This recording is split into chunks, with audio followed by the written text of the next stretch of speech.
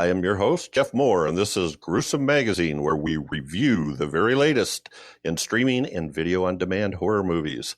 Each week, Doc Rotten, Crystal Cleveland, Dave Dreher, and I will take a look at various spooky, scary, and gory genre offerings. Not with us this week is my co-host, Doc Rotten. Again, he is off having fun, I hope. He had a busy agenda, so we'll have to hear about that when he comes back. But I am joined by Crystal Cleveland, the Living Dead girl and co-host of Decades of Horror, the 1980s. Crystal, long time no see or talk to. Yeah, long time no chit-chat. How's it going? It's going good. How are you? Good. I think we have two fun ones this week, so I was pretty excited about these. Yeah. I am too. These were two, I mean, I hate to tell you everything up front, but I would say we had some fun this week, since it's a totally different week from. It is a totally different week. Yeah. It's hard when we go so long between recordings. Yeah, I know. Yeah. So, yeah. So that other voice you hear rounding out the crew is H&R's founding member, Dave Dreher. How are you doing, Dave? I am well. How are you both? Everyone hanging in there? Yes. We got to find Doc. I think he might have got lost. Yeah. In search of a new TV show. In search of. Last time I heard from him, he was in search of churros. Ooh, yeah, that sounds good. Lord. So, so I don't know. You have much more up-to-date information than I do. Yeah, he was in search of the chocolate mint churro last I heard from him. I don't know if he found it or not. That sounds so good. Now I've made everybody hungry. I have to remember to ask him about that, yeah. So we have two movies to review this week. The Dare and the latest Into the Dark episode from Hulu and Blumhouse called The Crawlers, or just Crawlers, not the. Yeah, no the. But first, to tell you about our sponsor with Gruesome Magazine, Horror News Radio, and Decades of Horror, we are brought to you by ExpressVPN, a virtual private network. It's a secure tunnel between your device and the internet. VPNs are used to protect your online traffic from snooping, interference, and censorship. There are servers almost everywhere. I mean, you can choose from 160 locations across 94 countries and keep your real location hidden from prying eyes. You know, like crawlers and people that are dared. There are no restrictions. Watch what you want. Access any content, no matter your location. Say goodbye to blocked services and websites. And you can browse and download anonymously. Keep your online activity from being traced. ExpressVPN keeps no connection or activity logs. And everything is encrypted. And they have a great help service. Dave and I have this, and we have both had occasion to access it, and it was nearly seamless. Correct? So far, so good. I've got it on pretty much everything. So, yeah, I got it on my phones and my laptop so far, and I may have to boost that when I get home. Yeah, you can even put it on. I have it on my TVs. You can put it on Roku. You can put it on your Apple TV. They can put it. They got apps for everything. Apps. There's an app for everything. They got apps. So if you want to sign up for ExpressVPN, go to gruesomemagazine.com/tryexpressvpn, or you can just go to the website gruesomemagazine.com and click on the banner at the top of the page, and you can get 15 months for the price of 12, which is a great deal. All right. Our first film this week is the latest in the Into the Dark. What do you call those? Into the Dark, the series? Yeah, I guess it's a series. It's a series of films, the holiday-based horror films. Into the Dark series that is co-produced by Hulu and Blumhouse, and this one is called Crawlers. And they usually coincide with some holiday. This particular one is about St. Patrick's Day. On St. Patrick's Day, a night of wild parties and drunken revelry, three unlikely friends band together to save a college town from a vicious horde of body-switching aliens. This one is directed by Brandon Zuck, and the writers are Catherine Wignall and Mike Gann. Cast includes Georgia Wiggum, Pepe Sanuga, and Cameron Fuller, who are the three unlikely friends, I believe. All right, so let's start with Crystal. What were your first impressions of Crawlers? I loved this, actually. Okay, I wasn't sure what to expect from, I mean, all of these Into the Dark, all of the series, they've been entertaining. I don't think there's a single one that I haven't enjoyed or liked, but this was definitely one of my favorites. There is a lot of horror Easter eggs throughout this one, specifically, like just the meteor crash, and then how they have, it's basically an invasion of the body snatchers sort of thing. And they have like the thing testing, the blood testing. Of course, they're all a little different and stuff, but I think that the acting was good. I think the story was perfectly adequate and fine. I honestly felt like they told a lot in a relatively short amount of time. Honestly, it felt fast to me. I don't know. Maybe it didn't for you guys, but the cinematography was really nice. Yeah, I loved at first when you first see the movie and you first see someone get bit, you think, oh, zombies. And they address that immediately and they say, oh, you think it's zombies, but it's not zombies. So I don't know. I thought it was cute and witty and fun and a lighthearted horror. I mean, enough gore for me. I really liked it. I mean, I know it was about college kids and they could be kind of annoying and stuff, but this wasn't bad. I mean, I think the characters were well developed. I liked how, they seemed to explain certain things and certain people's characteristics and how they really were.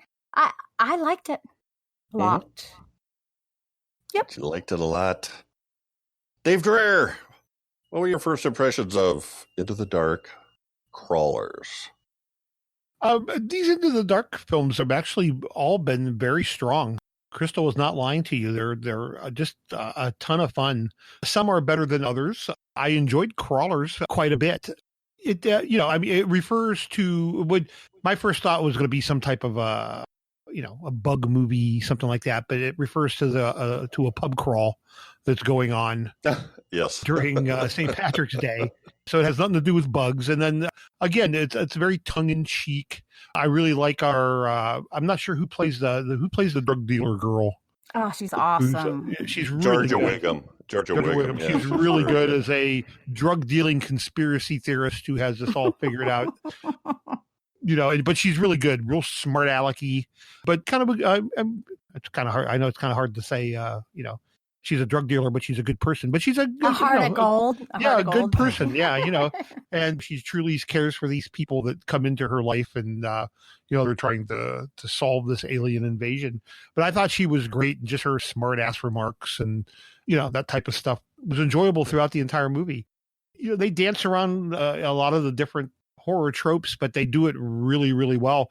Like Crystal, you mentioned, they right away talk about the zombie apocalypse kind of thing, and she's like, "Yep, nope, not that." I knew I liked it then. I was like, "Oh, okay, good, okay, cool." Yeah, so yeah, it was a lot of fun. It's on par with all the other Into the Dark episodes for me. So this one gets a big thumbs up. All right, big thumbs up. Yeah, I like this too. As you guys have mentioned, it's pretty light fare. I actually thought, Crystal, you mentioned the college kids, that whole thing can be annoying sometimes, but I thought the Shauna character, Georgia Wiggum, saved it. Her sort of narration, the way she told the story, and then said the things like what you guys already said, nope, not, you might think it's a zombie, but nope. And how everybody was just totally incredulous and she couldn't believe that nobody would believe her. And anyway, I think that if it wasn't for that form of storytelling, I think I don't know if I would have liked it as much. I thought that was really good. Yeah, it was, there was nothing really new here. You mentioned the callbacks for the meteor and the blood tests, and there was some other things. The giant egg thing in the ceiling or the nest. Oh, yeah. Oh, towards my the gosh. end. Yes. That was pretty cool. It's just fun. I didn't feel like there was a whole lot of tension or scares or things that I wasn't sure who was going to last. The only one I really cared about was Shauna. And then towards the end, I hate to say this, but I started to care about Aaron. No, I liked him. I totally liked him. I think you're supposed to. You're supposed to. Right. Well, and I thought that was kind of an interesting thing in that they turned a lot of these films on its head a little bit, in that the band of 3 or 4, plucky creature fighters, alien fighters, were 3 women and a guy. Yep. As opposed to 3 guys and a woman thrown in for as kind of a token. And that the guy was the one that had to try to redeem himself, that nobody was, Misty wouldn't listen to him and was bashing him to everybody. And so he had to try to prove himself. So I thought that was an interesting turn, I guess. I think the most annoying character was Misty for me. I don't know why, because I think they sort of hinted that she didn't like to have fun, and it kind of seemed that way. I agree. So basically the story is, and you find this out right away, so we're not spoiling anything. If one of the aliens bites you, then they ingest your DNA and they can become you. Now, it doesn't mean you're dead. It's like mimic. Yeah, it's like mimic. It's a doppelganger situation. Reminded me kind of like the Tommyknockers too, a bit. Oh, okay. Maybe you remember the Tommyknockers, but yeah, kind of that vibe going too.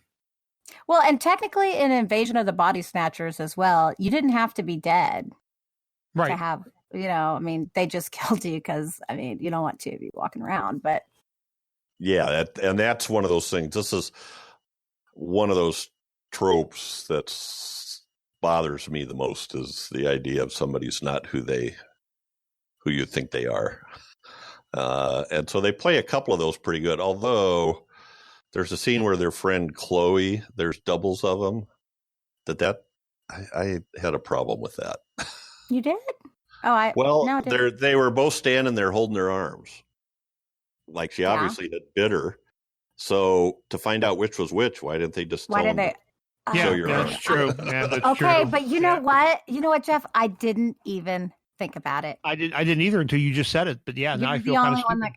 I missed it completely. So that's why it worked for me. Damn, I usually notice that stuff too. It worked. But, when you're in those situations, do you think of that stuff? I don't know. Well, they did with the dude. They said, "Oh, we know you're a human because your leg or whatever." But man, I missed it totally. I'm a little mad. Uh-oh. Shouldn't have said that. Thanks a lot. I'm just disappointed in myself. I'm like, oh well, that's cool.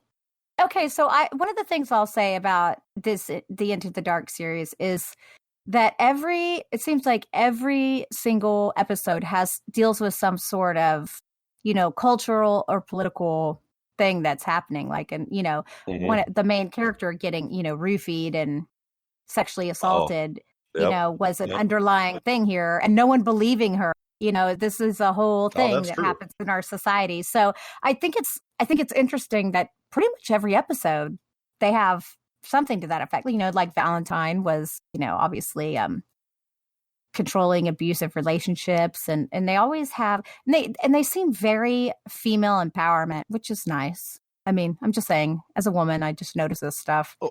Well, I think Jason Blum, didn't he catch some flack a couple years ago? Oh yeah, big time. Well, he's definitely trying to make up for it. I kind of think that's what he's doing in this series, because there's a lot of female directors and writers and leads, and a lot of female subject lines, right? Or plot threads that fit into that. So that explains. Yeah, I remember. Yeah, because it makes sense. Because they are very heavily weighted toward that. And I'm like, oh, this is nice. It's unusual. That's all, Yeah, no, I agree. But yeah. But now I want to, I'm probably going to watch this one again, honestly, because I really did enjoy it. I'm going to watch it when it actually comes out. because I think this one was fun. I don't remember other than what is it? Leprechaun? I mean, do we have any? Yeah, there's not a lot of St. Day? Patrick's Day themed horror. Yeah. I'm pretty excited about this. I mean, I really hope that they take a holiday every month because this is pretty exciting. I mean, and like I said, they're entertaining. Even if they're not the best movie, they've all been entertaining. Pilgrim was amazing. Mm-hmm. Yeah. And so what was one in the summer too for 4th of July? Culture Shock. Yeah, and a nasty work for Christmas. That was really good. Yep. I mean, I see why Doc is a Blumhumper, honestly. You're not here, Doc, so you can't defend yourself. That's what happens when you're away. Yeah, they have a kind of way, they have a method for making money, but at the same time, they're giving lots of people shots.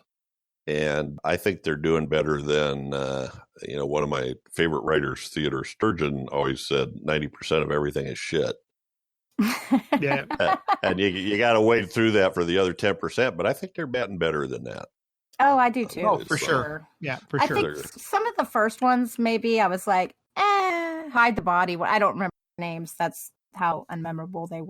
But that was only like the first few. Now they've just, I don't know, they've got their system down. I'm really impressed. I mean, I love that they're kind of making horror more mainstream because to come up with the movie every month, I think that's ambitious. It's hard. It is. Mm-hmm. Yeah. And these actors. Now, we can talk a little bit about Georgia Wiggum. She's got quite a list of credits, actually. There's not very many of them, but they're kind of key. She had a recurring part on the Scream TV series. She also had a recurring part on season 2 of The Punisher on Netflix. She was in 13 Reasons Why. That was a Netflix TV series. I don't know if you guys saw that or not. This girl had committed suicide and put out 13 audio tapes on the reasons why that she did it. And I don't know. I remember it caused a controversy at the time. Yeah, it did have some controversy. But anyway, and she has a confidence in a way that I think we'll be seeing more of her. And I'm looking forward to that.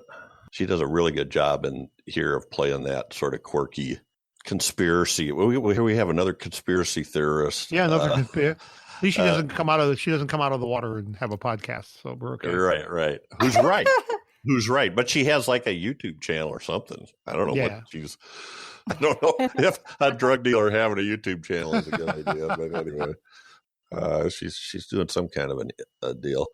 And who else? I kind of liked the woman that played Chloe, who was for me was an obnoxious character, and I've known people like that, quite a few people like that actually, that are sort of the centers of attention, but not because they're lighting up a room, but because they're sort of demanding it, and they anyway, more of a user than like they're sucking the energy. Yes, exactly. That's what I was going for. I thought she did a good job of playing that character. And then when Misty confronted her with it, how I knew it was who was the false one, she just like, oh. It was so true though, right? Yes. Okay. Oh, can I make one statement really? When the mother and the daughter, okay, I know this is something silly, but she's like, well, where'd you get that gun? She's like, I took it from a police or a alien police officer or whatever.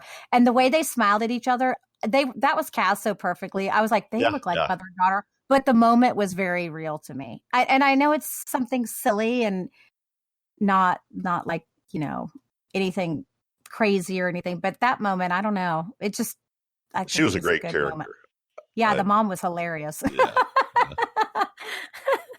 I'm like, I don't know. I like conspiracy theorists as long as they're somewhat stable, which they were. Her name is Virginia Lewis Smith, is billed as Mrs. Shore. So I assume that's who it is, although we never really heard Shauna's last name. But she was great. And she played this sort of, sort of the dowdy at home mother. But she doesn't really look like that at all. I just thought she was really good. I mean, did she have like a hairnet on and a frumpy house dress? And like a muumuu. Yeah. It's a muumuu. That's it. I was trying to figure the word out. Muumuu. Yeah, me too. I was like, wait. It's a muumuu. Yeah, it was good. She's at the ready with her shotgun, no matter what comes. Oh my gosh, that was funny too. I think that I think the story was really good on this one. I mean, it's fun.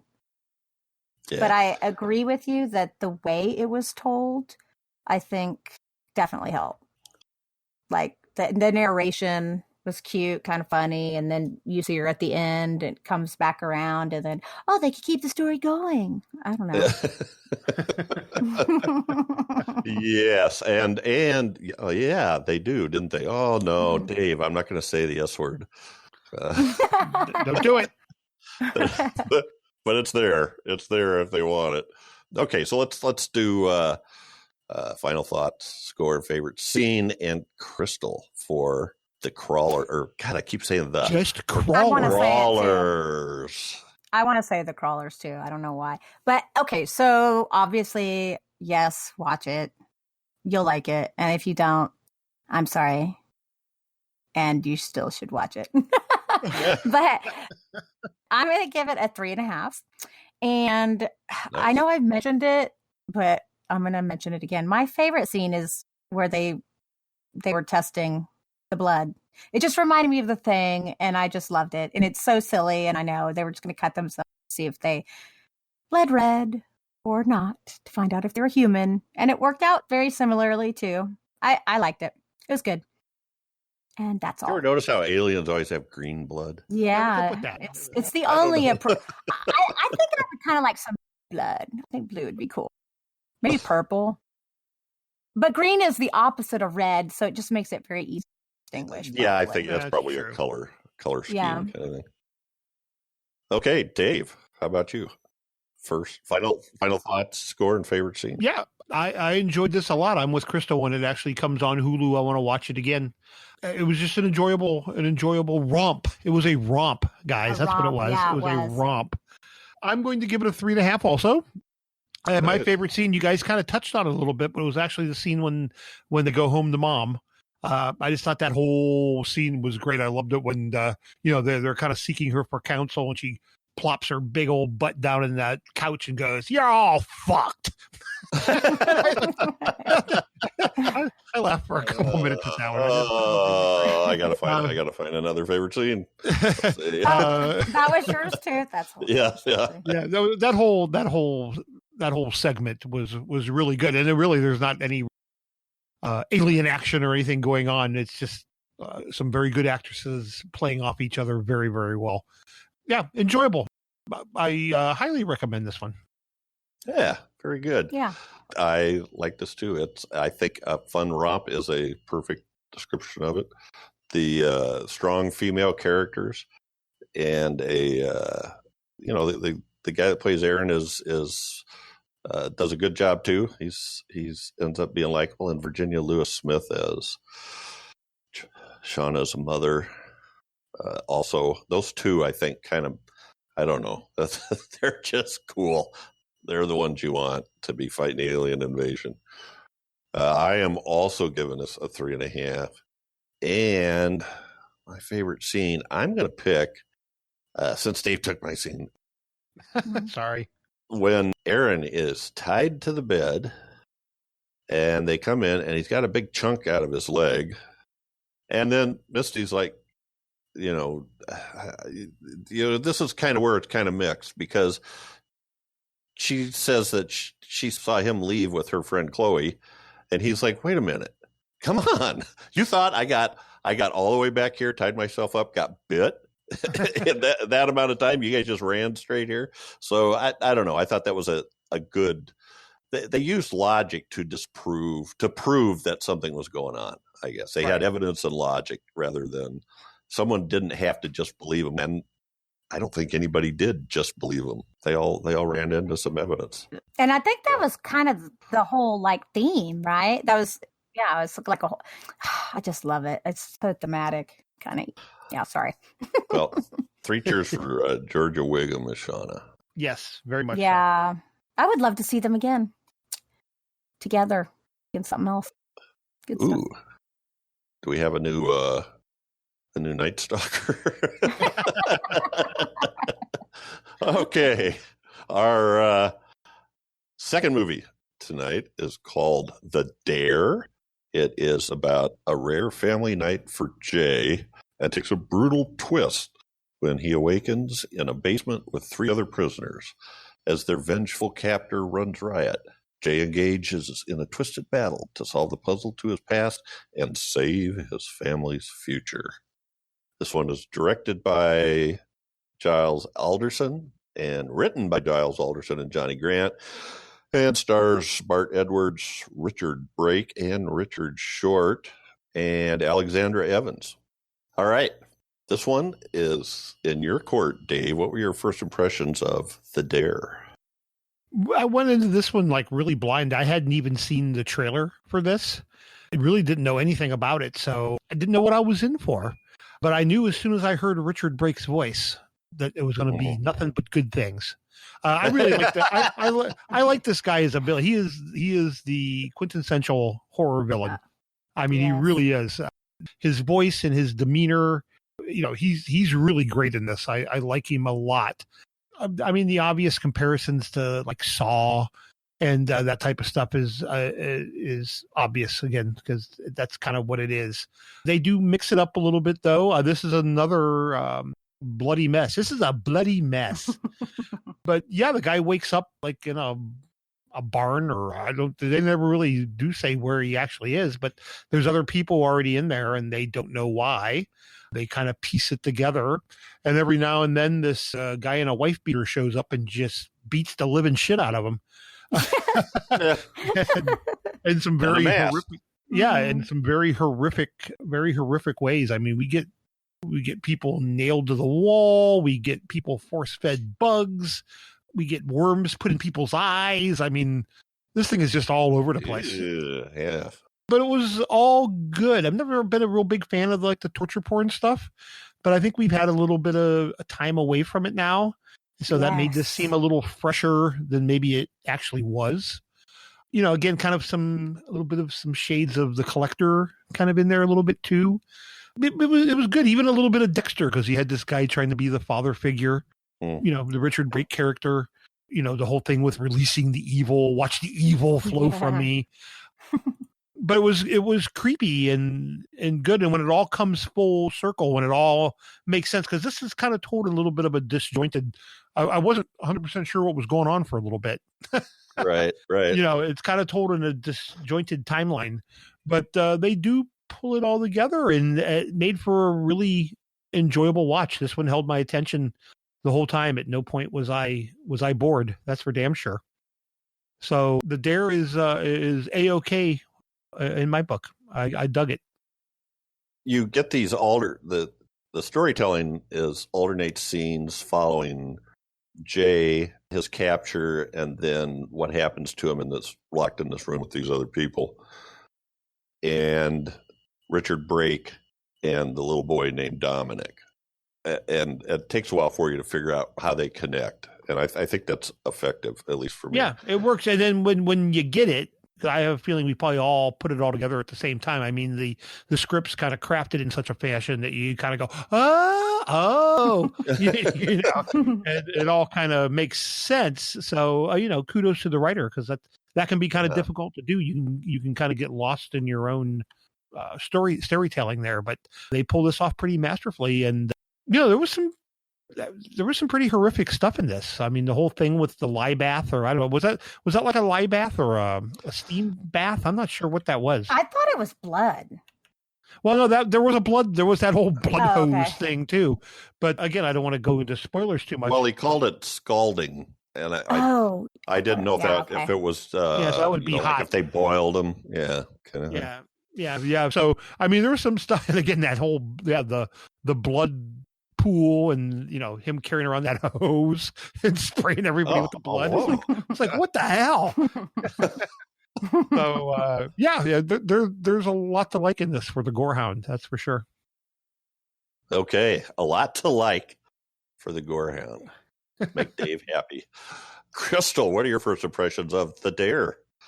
I feel the same. I was really surprised by this one. I didn't know anything about it going into it, so I wasn't really sure what to expect. And I thought, Dare. Okay, sounds And then, yes, I saw his face, and I was like, he is the ultimate villain, isn't he? He really is. He's just such a bad dude. Like he comes across very powerful. And there is something kind of likable about him in a strange way. And in this movie, I think that shows a lot. Like he plays this father who, lost his son. Lost. And, manages to raise another child as his own. Shares all his love and affection on this one child, boy child. And the Dare stuff comes back around, which I was thankful for. And I love how the torture is shown in flashbacks and, in the future. So you kind of see where that came from, which I think was kind of cool. I really appreciated that. You know what else? In the beginning scene, when the main dude is about to get taken, I really appreciated how they explained the unlocked door, because I always keep my door locked. And so I like that he went and unlocked the door and then said, "Where's my keys?" and then left the door. I mean, I don't know. I appreciate when you try to give excuses like that to your audience, so it doesn't seem like, oh, why is the door unlocked? The story was very cohesive. And I think the acting was great. I think the cinematography was nice. The editing was good. I mean, and if you notice in one of the, I think this was a little reference, or maybe I was just looking for it, but in the newspaper clipping, it had Wesley Craven. I thought that was kind of cool. I missed that. Yeah. I did too. I was like, oh, that's neat. I think the characters reacted and acted probably the way that they should. They all kind of some of them went a little crazy, had been there a lot longer. And yeah, I really liked it. I really enjoyed this one quite a bit. And I kind of felt the collector thing too. I kind of get the idea of the Saw-ish thing, but it's just ever so slightly. It's nothing like it, but yet kind of like it. Yeah. Nope. I liked it. It is good. She likes it. Mm-hmm. Yeah.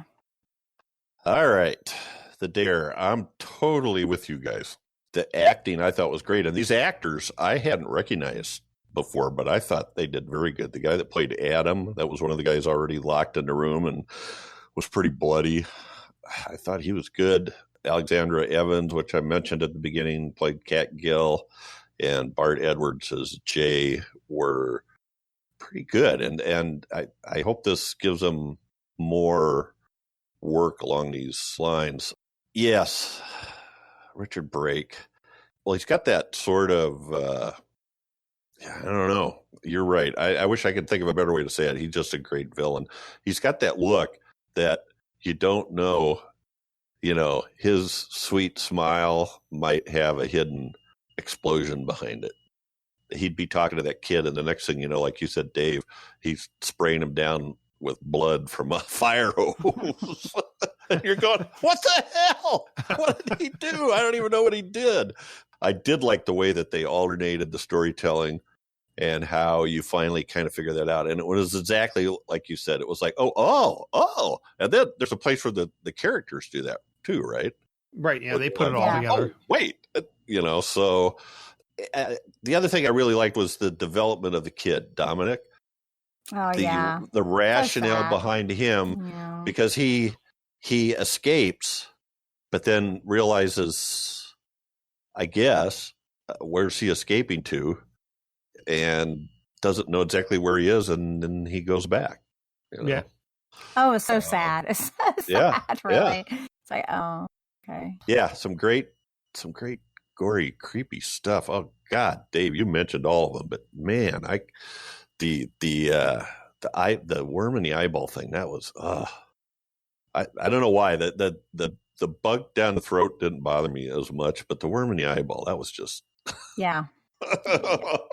And then I think they said something earlier about the worms going into your brain and killing you or something. That's why he said it would kill me, right? Yeah. Didn't he say it would kill? Okay. I was wondering because I was like, is it? Will it? Yeah. Like, and there's a cure. There's a cure for having a worm in your eyeball, and you don't want it. Yeah. Anyway, no, this was a fun movie, and I thought it was, well, fun in a different way. Very dark. It's most of the scenes are very dark. You know, they're in this room. It's poorly lit, and even with Richard Brake and Dominic, the boy, a lot of those scenes are darker and kind of partially in shadow. I wish I could give more detail, but I just thought it was incredibly. To me, it kind of felt like a modified version of an 80s slasher, especially with the ending. But I also was thinking about what you guys were saying, or what you said, Dave, about Saw, and I hadn't thought about Dexter, but there was sort of a legacy going on there. So yeah, that was all interesting. Because it was in a dark room, some of the gore was kind of covered up. I thought, or wasn't real obvious. Like when he gets nailed to the wall, but the acting really carries it through. Yeah, and when he rips his hands off the wall, even more, because again, that's all you don't really see much of that, but just his acting portrays, the pain and how horrifying that would be to kind of be basically crucified like that. Yeah. What did you think, Crystal? Were the effects decent? Oh yeah. Actually, I really liked it. I mean, we didn't really see a whole heck of a lot as far as like most of it was the idea of it because they kind of describe what they're going to do. But Paul looked amazing. I mean, come on, he had his mouth sewn shut. I mean, he was really where all that gore was at because you really did get a pretty good look at him, and you could see like. I laugh. I'm so messed up, but you can you can see how his skin was like he was being skinned, and there was less of him every time, and about how he was, progressively going downhill. I was actually happy to see him die. I was like, this guy, he just die. Felt better for him. Just die. Yeah, it's just so sad, right? Like, I mean. That's a mercy. Not before he gives them a key message, right? Yes, and I think the writing was very witty. A lot of times in movies like this that are so gore heavy, they're just kind of trite and a little silly, and typically the acting may not be as good. But I think this movie had a lot going for it. No one really jumped out at me as someone I detested. And, you kind of think back at the things that these kids did, and you're like, on the one hand, you're like, maybe they deserve it. But the reality is they were all just kids, and kids are just not, their brains aren't developed. They do things without knowing. And so I think it's an interesting story. I think it causes you to think about like, well, look what happened to this one kid based on what they did. It's amazing, really. It's like, ooh, right. His life completely changed by a dare. I am glad that came back into play because I was like, why is this dare? I was like, I don't get the title. Okay, I get it. Thank you. So that's a good point because I was expecting something like Truth or Dare or Would You Rather, something along those lines, and that's not what it is. But it is that the dare led to all of this, right? I'm sorry, Crystal, you were. Oh no! I'm glad it came into play. Like I said, I think it was well written. I think it was well acted. I think cinematography. I liked the gore. I think it was balanced. And then once you find out the reasoning, at least it seems like there is a reason, other than I don't know you from Adam, but I'm gonna cut you. You know what I mean? Yeah. That's when I'm like, okay, get it. But well, and Jay says that, I don't belong here. I'm a good person. Like there's a. Oh my gosh! But was that? Jeff, though, that was so funny. He's like, I even donated blood once. Yes. Yeah. Yeah. I'm like, oh, well, that one should exempt you for sure. Yeah. I was like, okay, yeah, you're such a good person for that. I You're thought special. that was funny. Yeah. I don't know. I would definitely watch another one of these. That's what I'm saying. It's good. When is this coming out again? Do we know? Or Actually, this is out now on VOD. oh, it is. It's good. I think Looked it people up, should. and I think maybe yesterday or today it hit iTunes. I'm not sure where else, but yeah. I don't say this often, but I would say this is worth the rent. Yep. Yeah. Yeah. Okay. Well, let's wrap it up then. Let's go on from there. Dave, what are your final thoughts, your score, and your favorite scene? I kind of like to see this one, like not with a screen. I don't know how you guys watch the screeners when they bring, but I stream mine like through Apple TV. And I think sometimes, obviously, it's going to degrade the quality of it. This seemed very dark to me. Mm-hmm. See, mine didn't seem so dark. I think, but I watched it on my television, so I don't know. Yeah, that's what I do. Like I said, I stream it off my computer into my Apple TV onto my big screen. So there's got to be some degrading of the thing there. But again, it didn't distract from my enjoyment of the film. I liked this a lot. I thought it was, just kind of good all the way around. It was nasty and evil and horrible and heartwarming at times. A little bit. Heartwarming, huh? Mhm. Heartwarming, Yeah. just a little Yeah. bit. Yeah. It in an effed up kind of way. I don't want to say too much because I don't want to spoil the view. The scene where it all kind of comes together is very, very well done. Especially us, I think we're all kind of jaded. So to come across a story that can actually kind of manipulate you a little bit that way is kind of rare, actually, because we've seen this shit so many times. Yes. So I give it kudos for that. And Richard Brake is fantastic. He's fast becoming the horror villain of 2020.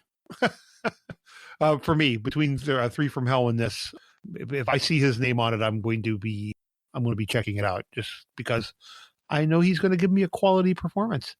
Favorite scene? There's actually quite a few of them. I'm not sure which one I want to go with. I just don't know. And again, I don't know if this was by accident or if it's actually in the movie, if it was filmed that way, but I'm going to go with particularly the end of this scene, but where the nearly grown boy confronts the Richard Brake character and actually takes him down, whatever you want to say, and disposes of him. I don't want to be too spoilery, but when we get the scene with him upside down over the tub, and his hair is kind of hanging down, but his eyes are like glowing. I know he just looked really strange. It was I'm going to assume the shot was constructed in that fashion because it's creepy and it just looked really fantastic. Oh, and he does a great job too. Yeah. And then of course what actually ultimately ends up ending the scene. I won't spoil it, but it's just a great scene. The character interaction is great. The cinematography is great. And the end result is great because that guy is a motherfucker. So he is. I'm going to give this one my highest score of the night. It's going to get a 3.75. Oh my God, we're so simpatico. I'm Nice. Yeah. So that is my words. That's my words. That's lovely. Words. These are my words. I totally lost track with what I was trying to say. I'm sorry. Listen, ye who are in rage. Okay. I have no idea where I was going with it. It's getting late.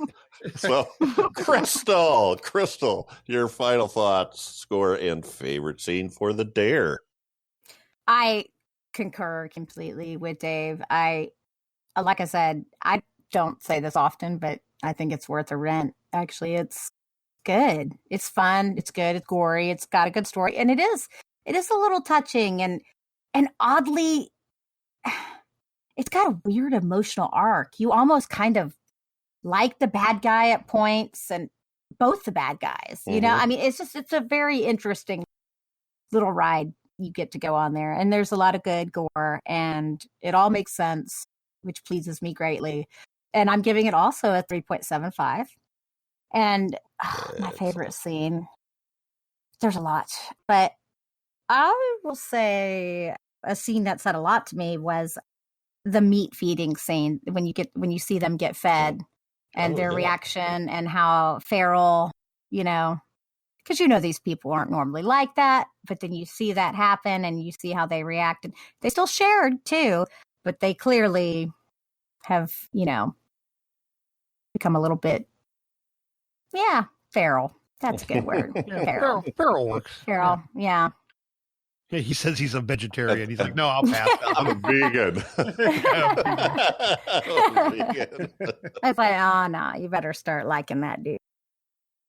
And those are your words. Those are my words. That's how we need to end all of these from now on. I've set a standard. I think you're right. I like this too. I don't know what else to say. I'm not going to.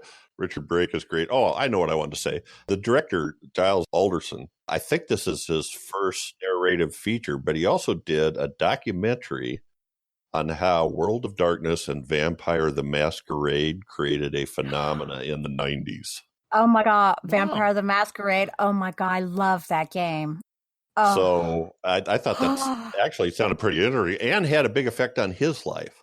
So who's this guy? Who is he? Giles Alderson. Look up his credits, and it lists this World of Darkness, I think is the name of the documentary. That sounds awesome. The description of it sounds pretty interesting. That's right up my alley. Thanks. Yeah, that's. So anyway, yeah.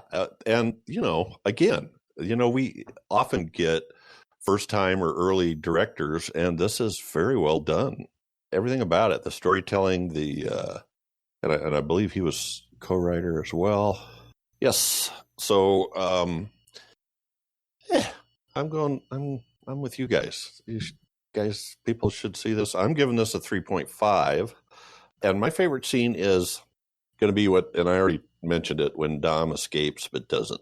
Oh, yeah. Because I think there's not a lot to the scene, but it's all in his face and his body language. The kid does a pretty good job displaying that, and it's such a turning point for his life that he couldn't possibly have known what that was going to lead to. All right, so our movies for this episode were Into the Dark's St. Patrick's Day episode called Crawlers, and that is due out on Hulu on Friday, March 6th. It will probably already be out when this goes live. And the second film was The Dare, directed by Giles Alderson. It is currently available on VOD, and I hope it gets spread a little more because it's definitely worth seeking out. Once again, Crystal and Dave, thanks for joining me. Well, of course. Yeah, thanks for having us. And say goodnight. Good night. Good night. And those are our words. And those are our words.